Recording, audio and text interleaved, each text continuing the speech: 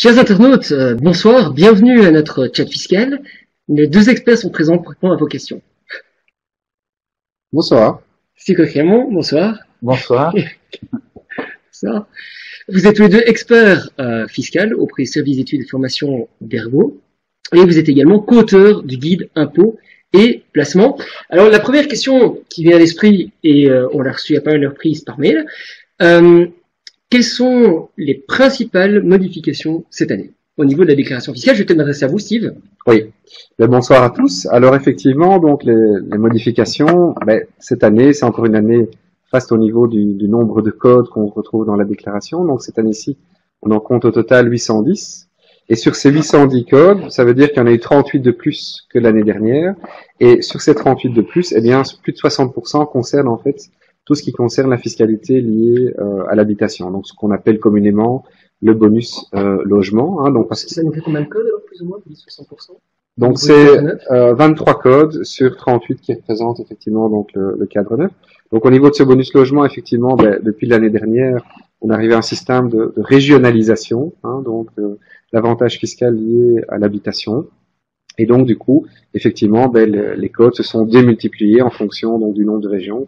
C'est-à-dire, d'une part, on a les différents systèmes qui ont existé avant la régionalisation, qui continuent d'exister. Et donc, tout ça a été donc multiplié donc au niveau régional, au niveau fédéral.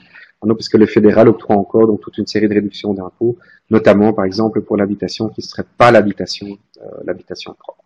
Mais je sais qu'il y a pas mal d'internautes qui ont posé des questions là-dessus aujourd'hui, donc on va pas aller trop dans le détail, on répondra de manière très pratique donc à leurs questions tout à l'heure. Alors un autre grand changement, et on en a beaucoup entendu parler dans la presse, c'est la fameuse taxe Caïman. Je ne sais pas si les internautes ont entendu parler, mais sans doute. Hein, donc la taxe Caïman vise finalement donc à taxer ces fameuses constructions juridiques. Hein, donc des sociétés qui seraient détenues justement dans les îles Caïmans, au Panama, hein, au Liechtenstein, voilà, dans tous des paradis fiscaux, et qui permet d'éluder l'impôt en Belgique. Eh bien, c'est une manière pour le gouvernement de récupérer donc de l'argent qui se serait évadé donc dans ces paradis fiscaux, et donc il a mis sur pied donc cette taxe Caïman. Quel est le principe? Plutôt que de taxer la société, c'est le fondateur ou le bénéficiaire de la fondation de la société qui va devoir déclarer ça dans sa déclaration d'impôt. Donc ça peut quand même faire mal donc à certains contribuables qui ont choisi donc d'éluder de cette manière-là l'impôt en Belgique. Et donc là, effectivement, au cadre 14 de la déclaration, on va retrouver effectivement des nouveautés par rapport à cette taxe Caïman.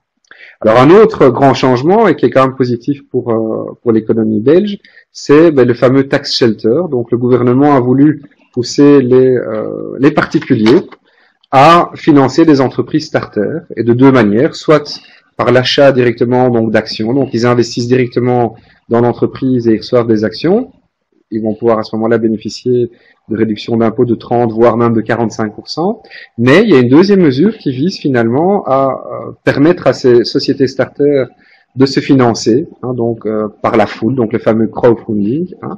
Et de cette manière-là, les contribuables qui vont prêter de l'argent à ces entreprises débutantes starters via des plateformes de crowdfunding, eh bien, ils vont pouvoir éviter ce qu'on appelle le précompte mobilier sur une certaine partie de l'argent qui a été donné. Donc, ça permet en fait de faire des placements qui seront effectivement moins taxés, en n'oubliant pas non plus effectivement que de prêter de l'argent à des entreprises starter, ça peut être rémunérateur en termes de taux d'intérêt, mais ça veut dire aussi qu'il faut accepter de prendre un certain risque, puisqu'on sait si un jour l'entreprise fait faillite, on n'est pas sûr donc de pouvoir récupérer ses billes. Donc voilà, c'est un choix qu'il faut faire donc en fonction donc de son appétit au risque, sa volonté de rendement, et puis l'idée aussi qu'il y a derrière, c'est de pouvoir finalement aider des entreprises qui débutent participer donc à leur évolution.